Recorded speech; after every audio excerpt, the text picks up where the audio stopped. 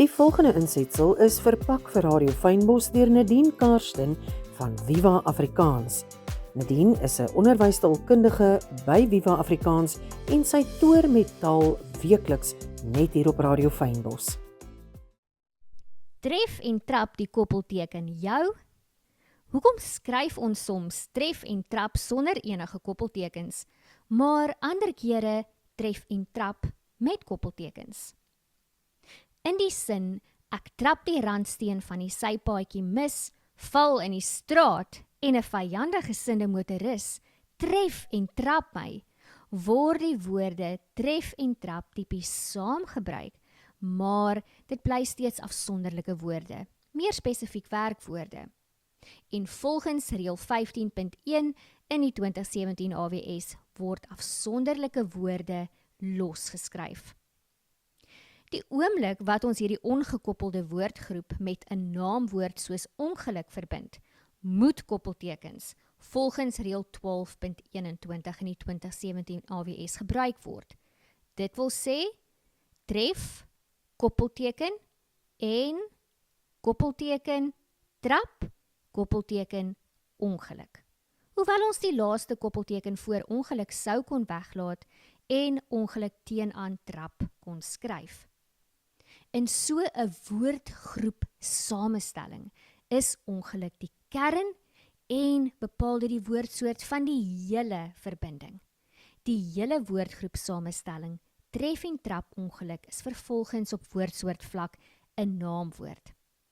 Wat die AWS dan by opmerking B van reël 12.21 sê, is dat ons steeds na hierdie tipe ongeluk op 'n korter manier kan verwys, sonder om die hele woordgroep samestelling tref en trap ongeluk te gebruik.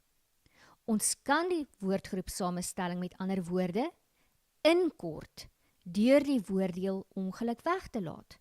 Ons skryf vervolgens tref en trap. Tref, koppelteken en koppelteken trap.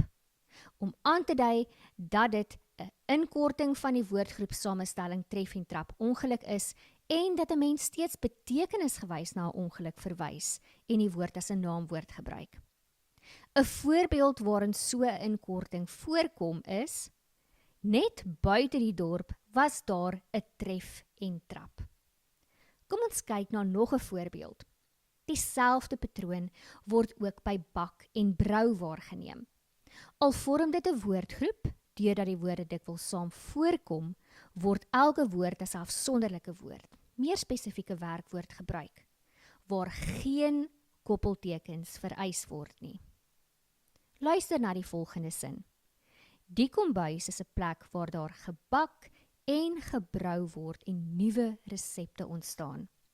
Hier word gebak en gebrou sonder koppeltekens geskryf en kommunikeer dit die betekenis bak en kook as stokperdjie.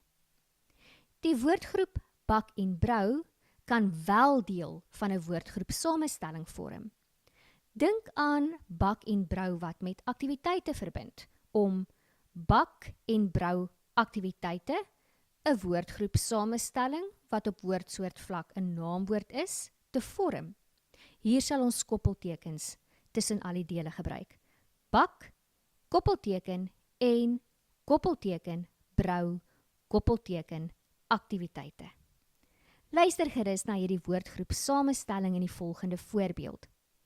Hoe sou u die volgende bak en brou aktiwiteite tussen die verskillende groepe vanaf 3 tot 6 jaar diferensieer? In so 'n geval sou 'n mens ook 'n inkorting van die woordgroep samestelling kon vorm deur die kern daarvan, in hierdie geval aktiwiteite, weg te laat. So ontstaan die inkorting bak, koppelteken en koppelteken brou, wat steeds na 'n aktiwiteit verwys en as 'n naamwoord gebruik word. Bak en brou is 'n geliefkoeste aktiwiteit by kleuters, geskryf met koppeltekens. Ons kan natuurlik morfologie of woordbou ook betrek, wat my natuurlik baie opgewonde maak, want dit dui daarop hoe die verskillende fasette van grammatika eintlik verweef is. Ons kan samestellings insluitend woordgroep samestellings as eksosentries of endosentries klassifiseer. By eksosentriese samestellings of komposita lê die kern buite die samestelling. Die samestelling rooi kop is byvoorbeeld nie 'n soort kop nie, maar 'n persoon met rooi hare. Net soos maanhaar nie 'n soort haar nie, maar 'n soort leeu. In albei gevalle lê die kern dus buite die samestelling en noem ons dit eksosentriese samestellings. Inkortings, daarenteen soos tref en trap en bak en brou, wat ons nou met koppeltekens skryf, moet volgens prof Gerard van Huisteen nie verkeerlik vir eksosentriese samestellings aangesien word nie. Wanneer die kern byvoorbeeld boom in 'n woordgroep samestelling soos wag 'n bietjie boom weggelaat word om die inkorting wag 'n bietjie, geskryf met koppeltekens, te vorm, bly die betekenis van die inkorting steeds afhanklik van die oorspronklike kern, naamlik boom. Hoewel die kern nie meer eksplisiet uitgedruk word nie, word dit steeds semanties veronderstel. Inkortings behoort daarom as endosentriese samestellings beskou te word, omdat die betekenis van die inkorting steeds deur die oorspronklike kern bepaal word.